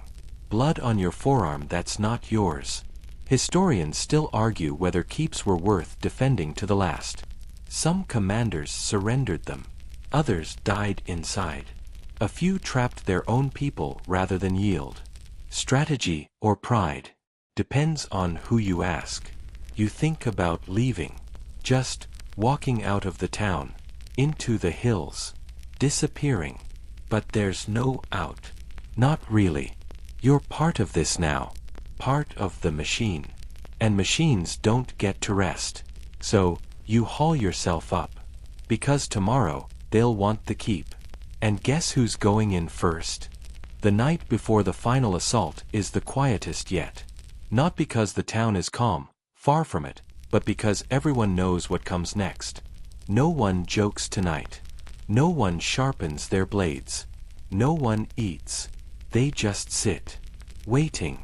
Like condemned men before the gallows. You lean against a broken column in what used to be a garden. There's a dead vine creeping across it, brittle and blackened. Above, stars try to shine through the haze of smoke. You pretend they succeed. Your hands fidget, grime beneath your nails, blisters on your palms. The sword lies across your lap like a question. You don't want to answer it. A whisper cuts through the dark. A prayer, maybe. Or just a man talking to himself. You're not sure which is sadder. Someone nearby vomits. No one reacts. When dawn creeps in, gray and sickly, you're already awake. Orders come down. The keep must fall today. Of course it must. You and 50 others are the breach team. That's what they're calling it now. Sounds neat, doesn't it? Better than people who'll probably die first. You move in. Quiet. Careful. The gate is barred, so the engineers bring a ram. Not the big, glorious kind, just a log and some rope. It takes 6 men to carry it. You're the 7th. You push. You grunt. You sweat. It's slow going. Every crash echoes. After the 4th hit, arrows start flying from the ramparts. One hits the man beside you. He drops. You don't look down. Just push again. The gate gives on the 12th strike. You spill inside. The keep's interior is tighter than expected. Stone corridors, narrow staircases, murder holes above. A true fortress, not for grandeur, but survival. Mainstream fact: most keeps were designed as the last fallback, not just symbols of power. Their thick walls, bottleneck entries, and vantage points turned every inch into a killing zone. And now you're in one. Every step is death waiting. You're ordered to clear the lower levels. Barracks. Pantry. Storage. The pantry is empty. The barracks, worse. You find bodies, not fresh. Townsfolk, maybe. Executed. Suicide? No one says. One still has a spoon in his hand. In the storage room, you see barrels smashed, food wasted, rats fat and lazy. They scatter as you enter. You envy them. Rats always survive. A stairwell leads up. You take it slow. The man in front of you stumbles. Not from injury, just exhaustion. At the top, a door. You kick it in. A chapel. Small. Ornate. A statue in the corner, some saint you don't recognize, arms outstretched, face smooth with wear. There's someone kneeling at the altar. Not a priest. A defender. Sword laid beside him. He doesn't move. You approach. Cautious. He looks up. Eyes red. Not from tears. Just raw. He nods. Doesn't resist. You think for a second that he might surrender. Then he lunges. The fight is fast. Desperate. He's skilled, but you're not tired anymore. You're past tired. You're something worse. You win. He falls back against the altar. His last breath fogs the cold air. You look at the statue. It seems to be watching.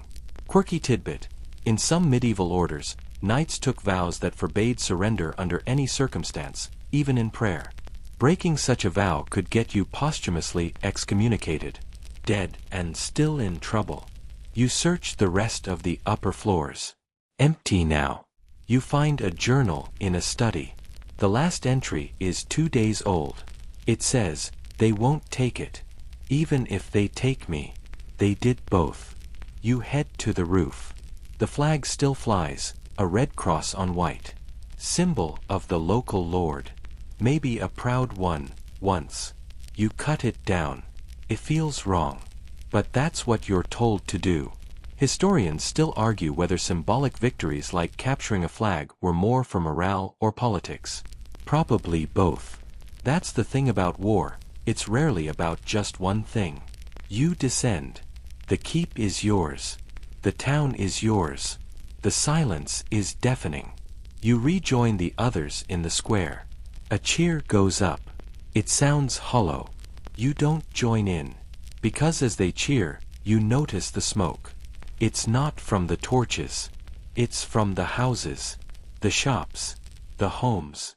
The looting has begun. You see a soldier toss a tapestry from a window. Another runs past with silver goblets.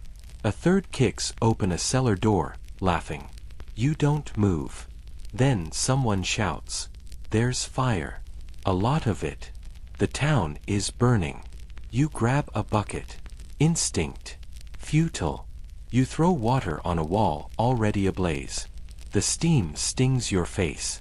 The commander says it's too late. He orders the retreat. Let it burn. You want to scream. But your voice is gone. You walk away from the keep, from the town, from the smoke curling into the sky like a funeral pyre. And you realize something. You didn't survive the battlefield. You just didn't die on it. You're back outside the walls now. Just barely. The town smolders behind you, orange smoke curling into the morning like incense for a god that doesn't answer.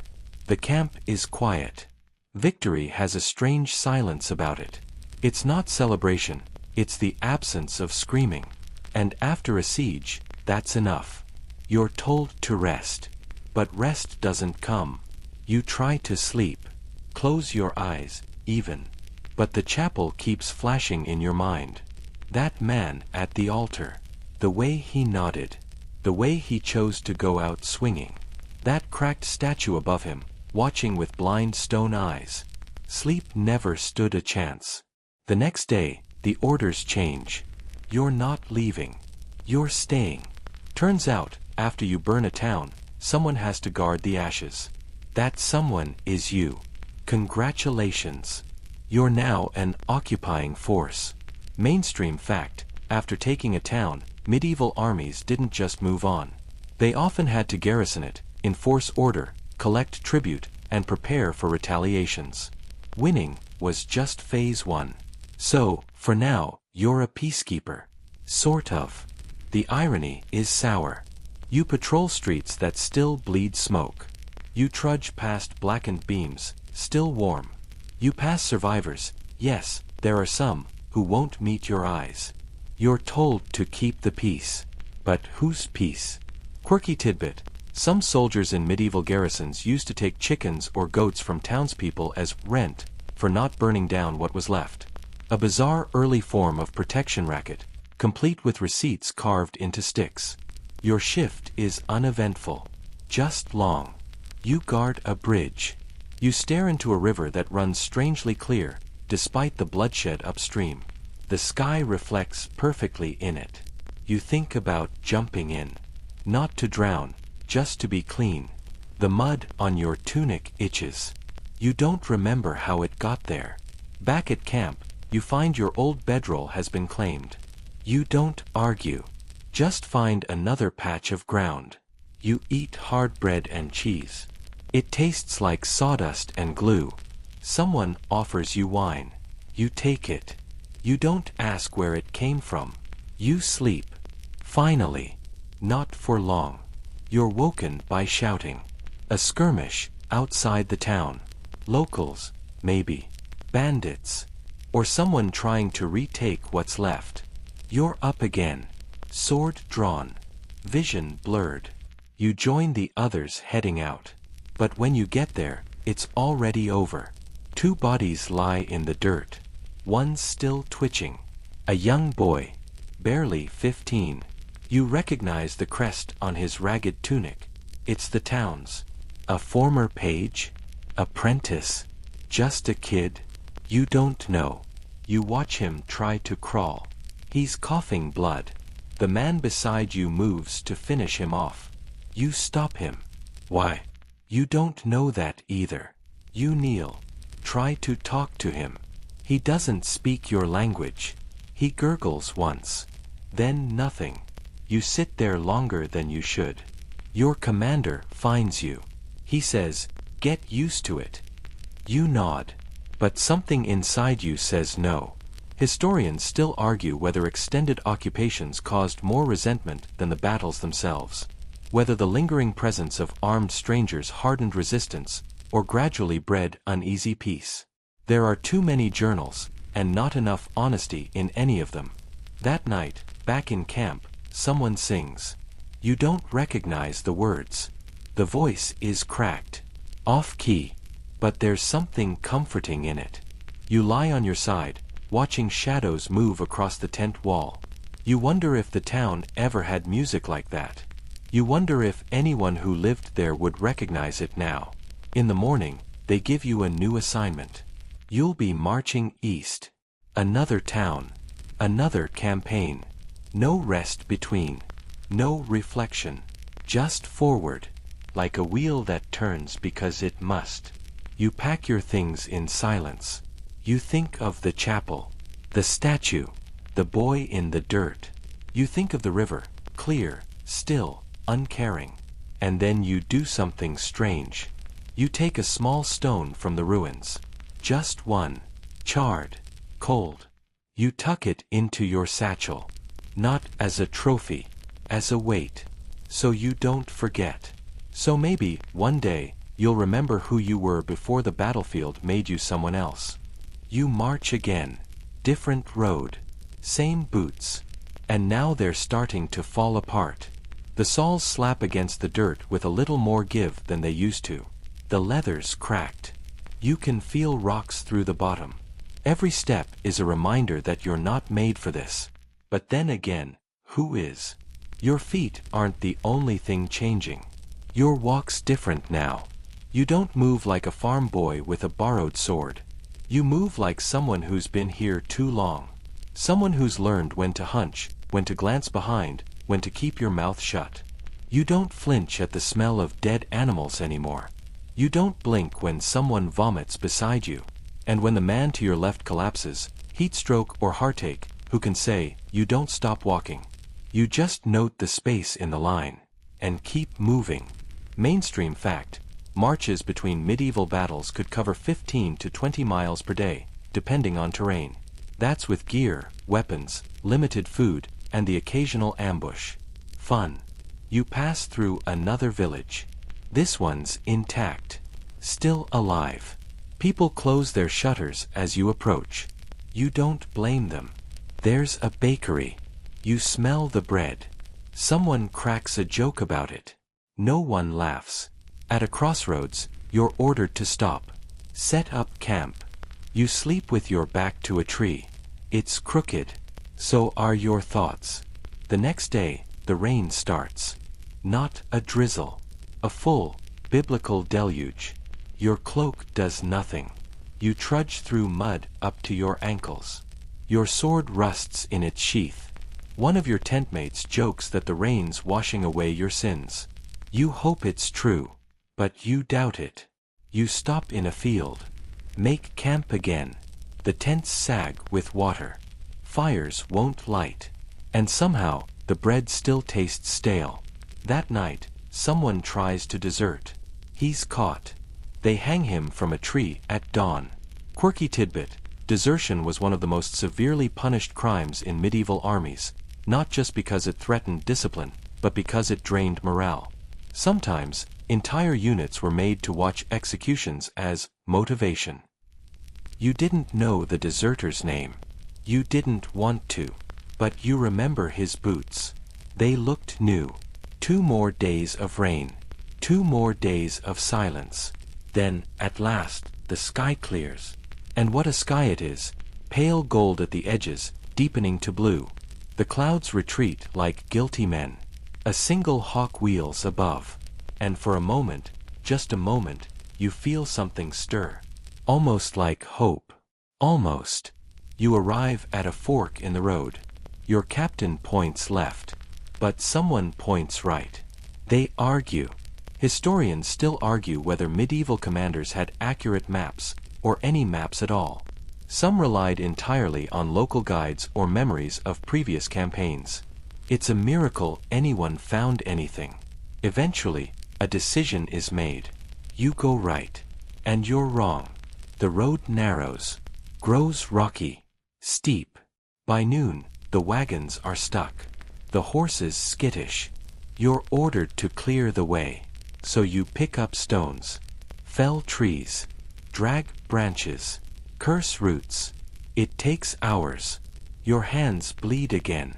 New blisters. Old calluses. One man slips and snaps his ankle. Another is stung by something hiding in the grass. His face swells to twice its size. You keep going. Because forward is the only direction the army understands. Eventually, the path opens up. A clearing. A small chapel stands alone, stone, ivy-covered, abandoned. You're told to rest there for the night. You volunteer for watch duty. Not because you're noble. Because sleep still hasn't forgiven you. You sit near the chapel steps. Listen to the crickets. Watch the moon rise, white and bloated. Then you hear it. Not footsteps. Just humming. Soft. Gentle. You draw your sword. Step inside. There's no one there. Just an old statue of St. Jude. Cracked halo. Eyes rubbed smooth. You check the corners. Nothing. But the humming, it lingers. Like something remembered, not heard. You leave quickly. You tell no one. Quirky as it sounds, many soldiers in medieval campaigns reported ghost sightings or divine omens during marches. Some chalked it up to stress. Others swore they saw saints or demons guiding them through storms. Sometimes, entire units believed they'd been visited by the Virgin Mary. Or worse. You think maybe the chapel just had good acoustics. Or maybe you're cracking. You wake with the sun. The path is clear again. The captain says you're only a day from the next town. Another siege? Another garrison? He doesn't say. But you can guess. You shoulder your gear. And march again. Because that's what you do now. You march. Even when you're not sure where the road leads. You don't see the next town until it's almost too late. The forest path narrows, then opens all at once, like a curtain yanked back. And there it is, gray walls in the distance, smoke lazily curling from chimneys, fields of wheat rippling like golden fur around its base. It looks untouched, unaware. You stop. You're not the only one who hesitates. The line behind you bunches up. There's a murmur in the ranks, some uneasy, some eager. Mostly just tired. Then the orders come: surround, contain, assess. No battering rams this time. Not yet. You're told to wait. And that's the problem. Mainstream fact. Many medieval battles weren't dramatic showdowns, they were prolonged sieges, tense standoffs, or strategic blockades. Sometimes armies waited weeks or months outside city walls, hoping hunger or fear would do what steel couldn't. You pitch camp within sight of the town. Close enough to make out the steeple. The movement on the parapets. A flag you don't recognize flapping in the breeze. You're told to dig trenches. You dig. Shovel. Breathe. Shovel. Curse. Mud gets in your boots again. You've stopped bothering to clean them. The next day, negotiations begin. Someone, a noble probably, rides out with a white banner. They speak to someone from the town, voices too distant to hear. There's pointing. There's hand-waving. And then the noble returns, face pinched. No surrender. Not yet. That night, rumors slither through camp. The town is well stocked. They have a spring inside the walls. They've hired mercenaries. They've made a pact with the devil. No one knows anything. But everyone pretends they do. You sit with your tentmates around a guttering fire. One of them starts humming again, that same off-key tune. You almost don't notice until you catch yourself humming it too. You stop. It's contagious, that kind of melody. Like grief. Or rot. Quirky tidbit. Some medieval armies employed musicians not only to boost morale but to disrupt enemy sleep during sieges, setting up drums or horns outside the walls just to drive defenders mad. Petty. Yes. Effective. Surprisingly. Then, something odd.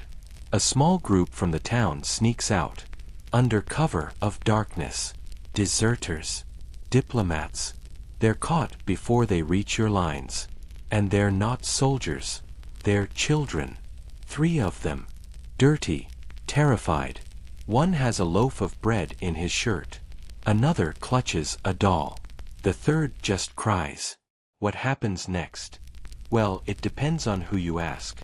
Historians still argue whether armies took in child refugees out of compassion, strategy, or showmanship. Some were fed and sheltered. Others were turned into servants. Some were quietly sent back as a message. Your captain sends them to the rear. You watch them walk past. Barefoot. Shivering. The one with the doll stares straight at you. Doesn't blink. You look away. The next day, preparations shift. There's talk of taking the town by force. But not yet. You're told to keep waiting. You've been waiting so long now that your sword feels like an ornament. You clean it without thinking. Oil the hilt. Sharpen the edge. Like it matters. Like you're ready. You're not. One morning, a bird lands on your tent. Bright red feathers. Chirping nonsense. You freeze. It stares at you. Then flies away. Just a bird, you think. But still, you take it as a sign. Of what, you don't know. Just something. The siege doesn't begin. Because something else does. A sickness. It starts with a cough. Then a rash. Then blood. At first, it's 1 man. Then 3. Then a dozen. Your camp goes quiet again, but not the good kind. They burn the bodies fast. The air stinks of smoke and something darker. Everyone is scared to breathe. Mainstream fact: disease was one of the deadliest forces on medieval battlefields. Not the blade, but the bacteria. Dysentery, typhus, and the infamous plague all decimated armies far more efficiently than swords ever did. Your units ordered to relocate. A few miles back. Safety protocol, they say. You sleep farther from the town. Farther from the trenches. Farther from everything. Except yourself. That's the worst part. You start having dreams again. Not of battle. Of your old life. The tree behind your house. Your mother's voice. That time you dropped a jar and blamed the wind. You wake up crying. Not loud. Just leaking. No one notices. Or they pretend not to. The man in the cot next to yours coughs all night. You tie a cloth over your mouth. Not because it helps, but because it feels like trying. By week's end, the sickness has taken 30 men. No battle. No arrows. Just breath. You wonder if the town watches from the walls, waiting for you to thin yourselves out. You'd do the same. Maybe they already are. The captain finally calls for retreat. Just temporary. Just to regroup. You don't believe him. But you march anyway. Because that's what you do now. Even if the road feels heavier each time. Even if your boots leave deeper prints. Even if something inside you no longer walks with you. You're walking backward through the war. That's how it feels. The retreat isn't frantic. It's slow, deliberate, shameful. Like someone turning away from a door they swore they could break through. You march away from the town, back through the forest, past the chapel with the humming walls, past the ditch where the deserter swung. No one speaks much. And when they do, it's to whisper about the sickness. They say it's in the food, or the water, or the blankets. They say you should burn your shirt, or never drink from a leather flask, or chew fennel before bed. You do all of it. Nothing helps. Your captain doesn't say the word plague. But everyone else does. Quietly. Mainstream fact: during wartime, outbreaks of disease, particularly plague, often spread faster than battle lines moved. Medieval armies, cramped and filthy, were petri dishes for whatever nightmare microbes the era could conjure. You set camp on a ridgeline overlooking a shallow valley. It's too quiet here. The kind of quiet that makes you think of burial mounds and forgotten gods. Your tent flaps softly in the wind. Someone nearby mutters a prayer. Another man sings a lullaby, but the words are slurred and strange, like he's forgotten the tune halfway through. You don't ask questions anymore. Because you're starting to see things. Not clearly. Not loudly. Just edges. Movement. A man standing still when everyone else is walking. A child where there shouldn't be one. A door in the trees. You blink, and it's gone. Maybe it's exhaustion. Maybe it's grief. Maybe your mind is cracking open like an old saddle seam. But you keep marching. Because what else would you do? The next day, scouts bring news. A different road, a different town. Smaller. Less fortified. Maybe no need for siege. No one cheers. Just nods. Shrugs. Swears under breath. You adjust your belt. Shift the weight of your pack. Tell your feet to keep going. That's the only magic spell you know now. Keep going. You arrive 2 days later. Not to a town. To smoke. The place is already burning. Ash floats like snowflakes. Cinders dance on the wind. You stand at the edge of it all and smell roasted timber, scorched wheat, something sweet and awful. And bodies. Too many to count. Not soldiers. Civilians. Historians still argue whether entire towns were burned deliberately during retreats, or if roaming bands of mercenaries and desperate foragers lit the fires themselves. Either way, the flames are real. You're ordered to move on. No stopping. No scavenging. One man disobeys. He finds a ring on a burned hand and pockets it. By nightfall, he's dead. No wounds. No coughing. Just gone. You bury him under a tree with crooked roots. The ring's gone too. You don't ask questions. You're too busy trying to forget the child you saw among the ashes. Or the way the wind carried voices that sounded just a bit too close. The next day, the rain returns. Of course it does.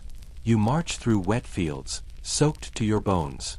Mud clings like regret. And now, at night, there's lightning. Thunder that shakes your ribs. No shelter. Just huddled bodies, cloaks pulled over heads, praying the wind doesn't pick favorites. You find a hollow under a fallen tree and wedge yourself in. You dream of simpler things. Bread that isn't stale. A clean river. A warm hand in yours that doesn't let go. When you wake, your lips are cracked and your teeth ache. But you're still breathing. Still marching. Quirky tidbit. Many medieval armies relied on omens during campaigns, strange weather, dreams, animal behavior. If a raven landed on a general's tent, it was either divine warning or total nonsense, depending on the storyteller. Either way, it mattered. Someone sees a deer standing perfectly still in a clearing. They say it's a good sign. You say nothing.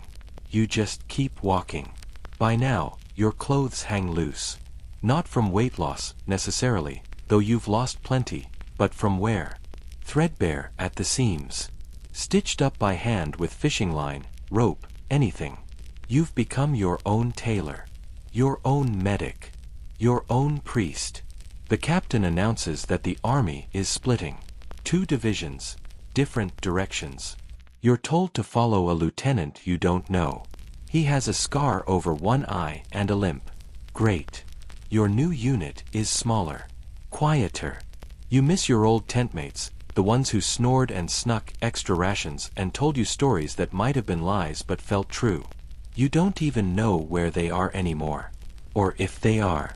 You set up camp one night by a lake. The surface is still. Glassy. Too clean. You stare at your reflection and barely recognize yourself. You look older. Meaner. Tired in a way no sleep can fix. A fish jumps. You almost jump too. You let yourself laugh for the first time in days. And it scares you. Because you sound unwell. Unhinged. Unfamiliar. The next day, a scout reports signs of another army nearby. Not yours. Enemy. Maybe. Maybe not. You tighten your belt. Check your sword. And wait. Because that's what war is, really. Waiting. And marching. And seeing how much of yourself you lose between the two. You're starting to think the war forgot about you. It's been days, weeks, since your unit last saw action. You drift through forested valleys and open fields like ghosts, trailing behind whatever scraps of strategy remain. Supplies are low. Morale is lower. No one says the word lost, but you all feel it. One morning, you wake up and your boots are frozen. Literally.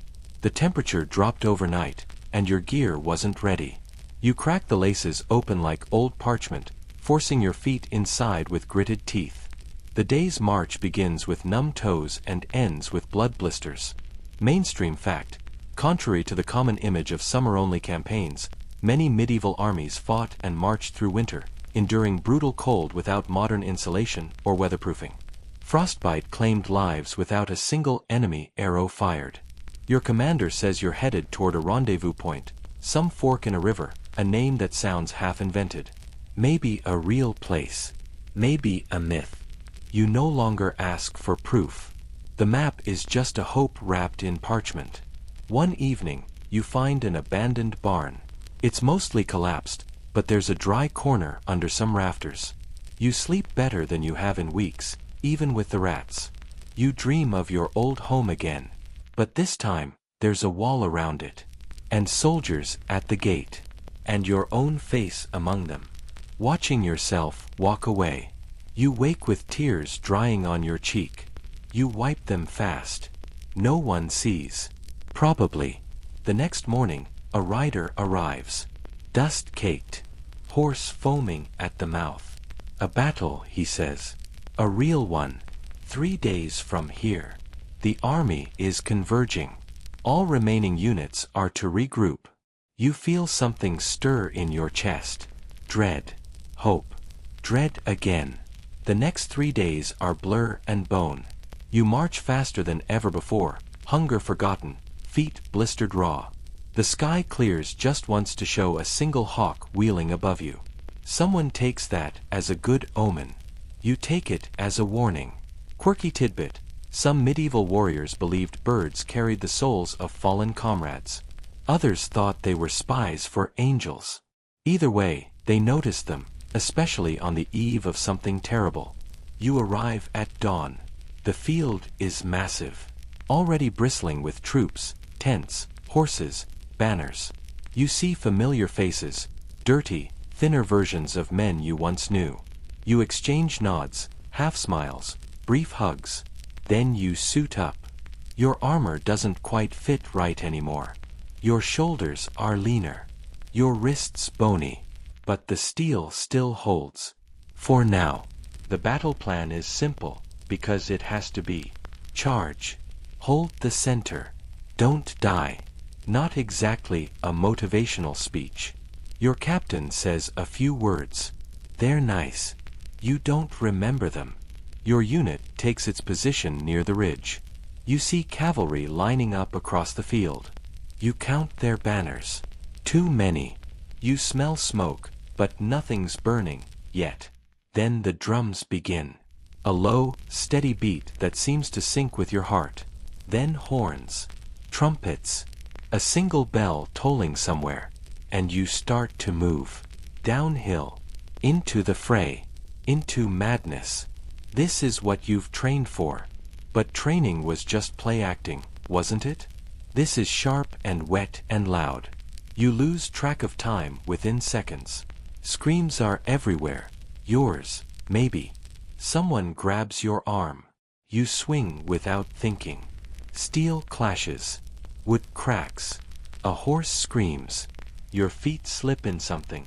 Mud, you hope. You fall, scramble, stand again. You're not dead yet. Someone pulls you into a shield wall. You press shoulder to shoulder with men you barely know, breathing through clenched teeth as arrows rain overhead. Mainstream fact: infantry formations like the shield wall or the schiltron were crucial to medieval strategy. Tight, disciplined blocks of men creating an almost living wall. But they only worked when everyone trusted everyone else not to run. You hear that trust creaking. Someone breaks rank. He's tackled instantly. But it's a warning. Your wall holds, for now. You jab forward, push, brace, repeat. A rhythm forms. Sweat blinds you. Blood spatters your face. You don't even flinch anymore. A man falls beside you, his eyes wide and empty. You step over him. Not because you're heartless. Because you have to. There's no time for poetry here. Just breath. Steel. Grit. You can't tell if you're winning. But you're still standing. That counts, right? Historians still argue whether most medieval foot soldiers truly grasped the bigger picture, or whether they just fought in the blind chaos of survival. You know how the answer feels. Like noise. Like ache. Like heat. Then, a horn sounds behind you. Reinforcements. Retreat. You don't know. You just keep moving. The wall bends. Almost breaks. Then rallies. You stab. Block. Stumble. Another man falls. You don't even catch his name. By nightfall, it ends. How? You're not sure. But the sound's quiet. The field empties. The survivors gather. You're among them. Barely. Your sword is chipped. Your shield cracked. You're covered in scratches and bruises and exhaustion. But you're not dead. Not this time. You sit on the grass, soaked and churned and bloodstained, and try to breathe like a human again. No one speaks. There's just the wind. And the hawk. Still circling. You don't remember falling asleep.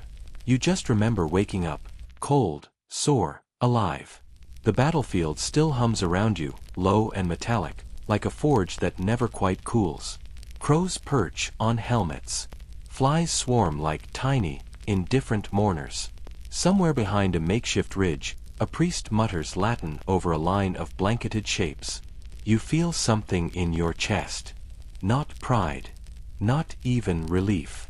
Just emptiness. The kind that arrives when adrenaline drains and leaves nothing behind but skin and breath. You stand. Slowly. Every joint objects. Your legs are stiff. Your back sings like a snapped bowstring. But your hands still move. Still grip. So you start collecting. Gear. Food. Cloth. Anything that might matter on the road ahead. Around you, others do the same. No one speaks. You're all tuned to a quieter frequency now, one that doesn't involve orders or honor or glory. Just survival. Mainstream fact: after major battles, medieval soldiers were often responsible for salvaging their own next meals, from corpses, wreckage, or looted supplies. Armies didn't exactly have post-battle catering. Someone near you is crying. You don't look. You keep moving. The captain calls for roll. Barely half the names get answered. There's no ceremony. No speeches. Just a nod. Then new orders. You're to return to a stronghold. Regroup. Wait. You've stopped expecting the next step to make sense. So you nod, shoulder your gear, and follow the column westward. 3 days later, you reach the town. It's larger than the last. High walls. Watchtowers.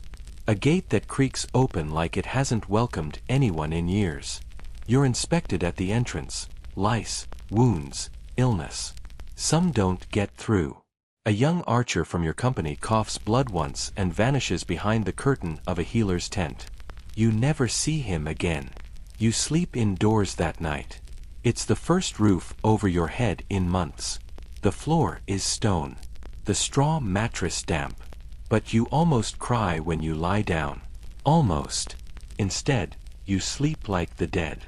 You dream of horses made of smoke. Of a feast where everyone eats silence. Of your mother, hanging laundry in a place that no longer exists. When you wake, a week has passed. You've eaten, bathed, even laughed once, when a rat startled a noblewoman and she called it a goblin. The war isn't over. Not by a long shot. But for now, the fighting has moved on.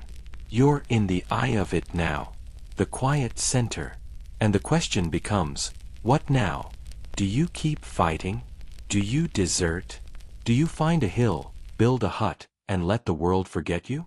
Historians still argue whether long-term soldiers returned to civilian life with ease, or whether they were too changed, too worn, to ever go home again. You don't know the answer yet. You just know the silence is loud. You take small jobs. Guarding shipments. Patrolling market gates. Escorting noble brats who think your scars are exotic. You polish your blade, even though you never want to use it again. You mend your cloak. You write a letter you never send. And then, one afternoon, a rider arrives with a new scroll. You don't read it. But you know what it says. Another front. Another march. Another battlefield. You sigh. You nod. You gather your things. Again. Because that's all you've known. And maybe, just maybe, there's a way to survive this time. You step outside the gate, into the wind, and begin walking. And as you do, you start to remember something small. Tiny, but alive. A moment from before. Someone laughing. A meal you loved. The sound of rain on a tiled roof. You carry that in your chest, beside the ache and the calluses and the wounds. And for the first time in a long while, you don't feel completely empty. Just bruised. But breathing. And that's enough. For now. And now, you're still. Far from the battlefield. Far from the noise. Your armor lies folded at your feet, rust slowly creeping into the seams. The sword, dull now, leans against the wall like an old friend you no longer speak to but wouldn't throw away. You sit quietly beneath a tree, any tree. The kind that doesn't grow near castles or war camps. The kind that hums when the wind rustles through it, like it's remembering something older than men with swords. You're not afraid anymore. Not of the cold. Not of the marching. Not of the next call to arms. Because you've made it through. Barely, yes. Fractured, certainly. But you're here. And when you breathe now, it feels like yours again. Not borrowed. Not forced. Just simple. Maybe someday, you'll tell your story. Maybe no one will believe it. That's okay. Because right now, in this moment, there's only the wind. The faint chirp of something small in the grass. The warmth of sun on your face. And the gentle quiet fact that, against all odds, you survived. Sleep well tonight, brave soul. The worst is over. And dreams, for once, are safe.